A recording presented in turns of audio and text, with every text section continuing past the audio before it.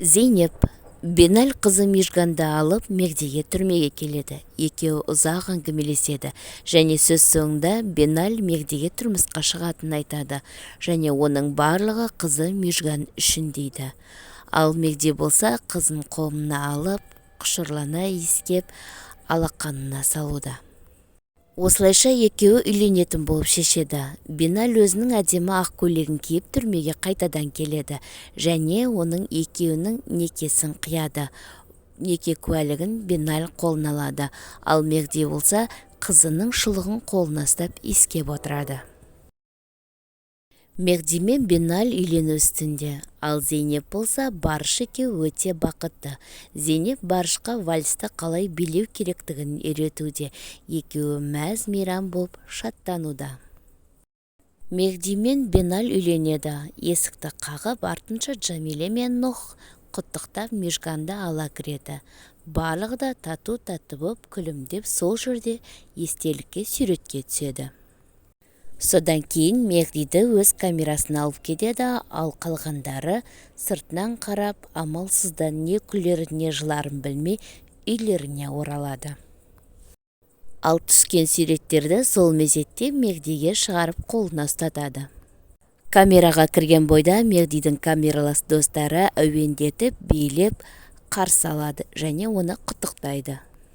Таң атады. Мегде ұйқысынан оянып, жуынатын бөлмеге қарай бет алады, ал қасындағы камералас достарын барлығы ол мезетте ұйықтап жатады. Жуынып жатқан кезде кенеттен артынан біреу келіп пышақ сұғады. Бір емес, екі емес, 3-4 мәрте пышақтайды. Ал Мегде болса дыбысын да шығарып үлгермей қалады. Пышақтаған адам Бурханның әкесінен сәлемдеме деп тайып тұрады. Мегде орнынан тұра алмай жерге құлайды және аспанға қарап қызының бейнесі көрінгендей боп қолын қызына қарай созады. Ал дәл сол мезетте Мижган қызы жылай бастайды. Беналь түк түсінбей қызым ұйықтай ғой деп жұбатуға, тыныштандыруға тырысады, бірақ оған көнбейді.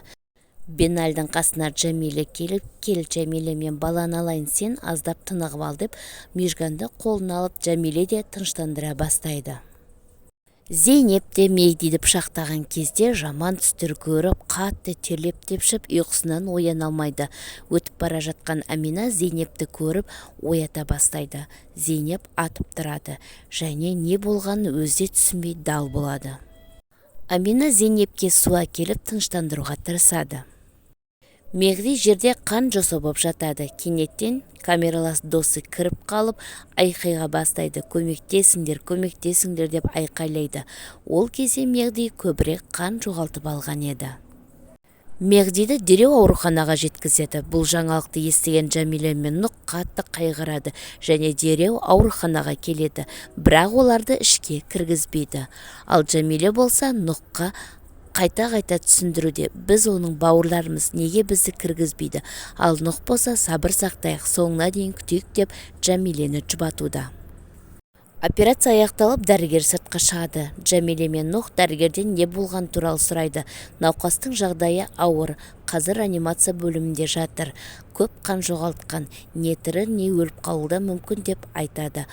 Джамиле Мегдидің тірі қалатынына сенімді болады және ол міндетті түрде тірі қалады деп Нұхқа айтады. Ауруханадан шыққан бойда Джамиле Зейнептің үйіне қарай бет алады. Зейнептің үйіне барып, Зейнепке барлығына сен кінәлісің, барлығын сен жасадың деген сияқты ауыр сөздерді айтып айқайлай бастайды. Ал Нұх болса Джамилені сабырға шақырады. Сонда да Джамиле Нұхты тыңдамай, Зейнепке өзінің ойындағы барлығын айтып салады. Джамиле айқайлап кеткеннен кейін Зейнеп есін жиып ауруханаға қарап барады. Ол жерде Диляраны кездеседі. Диляра болса Зейнепке сенің кесіріңнен деп ол да айқайға баса бастайды. Бір кезде Мегдидің жүрегі тоқтап қалады. Дәрігерлер шұғыл көмек көрсетеді, бірақ Мегдидің жүрегі қайтадан соға бастайды. Барлығы сыртта қуанып бір-бірін құшақтап отырады. Зейнеп Мегдидің үстіне жазған арызын қайтарып алады және бұл жерден кетесіңдер деп Жәмилеге айтады. Жәмиле қуанып жарайды дейді.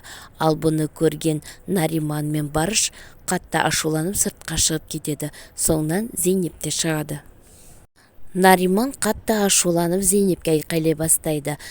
Зейнеп бәрін түсіндіргісі келеді және Барышқа да түсіндіреді. Ал Барыш болса, сен маған ештеңе түсіндіруге міндетті емессің дейді. Үйіндегілер де Зейнепке қатты ашуланады. Неге сен арызыңды қайтарып аласың деп айқайға басады. Осылайша Мегди бір өлімнен аман қалады. Ал Амина мен оның анасы Сұлтан ханым өздерінің жұмыстарын Барыш мырзаның үйінде жалғастыра бастайды. Ары қарай не болғанын білгіңіз келсе, арнама тіркеліп алыңыз.